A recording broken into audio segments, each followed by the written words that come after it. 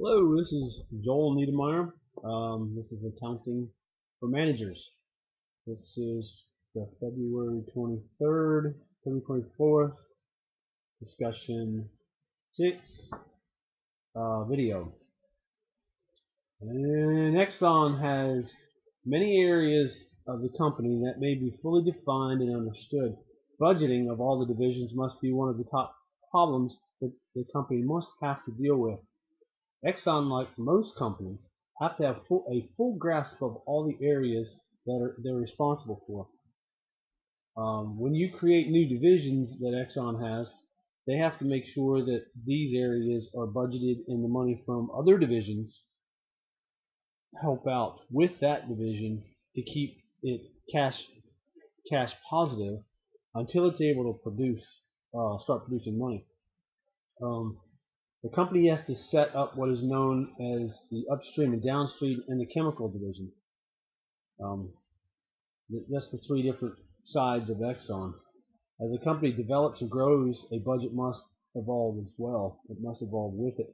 You can't maintain a small budget when you're talking about such a larger company that keeps getting bigger and bigger with their revenues, especially if they decide to drop certain areas and add other areas. So they have to grow the budget with it and evolve the budget every year. For instance, if a company grows and becomes a much larger company from where it started, the budget must grow with it. Exxon realizes the revenue of the division and establishes a self-supporting budget. In some cases, a budget will be set up that applies money to a division that hopes the revenue will eventually outrun the investment. Case in point would be the exploration division. It is a perfect case of investing in a division that does not produce an immediate response. The company applies an enormous amount of money to the exploratory division, and it could take days, months, or even years, depending upon the location of the drilling operation, or depending on the political hoops that must be jumped through to get to the point when the profit shows up. Especially in today's political environment, with the environmentalists and different countries that want this and want that in terms for drilling rights. Exxon has to go through political hoops to lobby for fracking and things of that nature. So when they get involved in that, they have to pay lobbyists, and that's where a lot of cash flow goes in those directions, and it has to be allocated for. Of course, they all expect to get it all back once they get to that point where they're able to produce like they just did in Siberia. They went through a lot to get to the ones in Russia and places like that, where now they're just killing it with 90,000 barrels a day.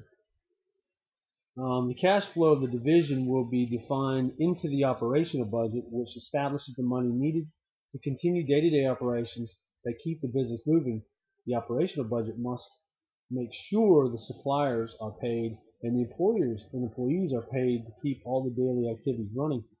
The financial budget that is also used is the basic balance sheets and income statements that helps the accountants keep track of the different aspects of the company. Financial budgets also can foretell the future by expected cash flows as well as projected balance sheets. And that's about it for Exxon. And I appreciate it, and have a good day.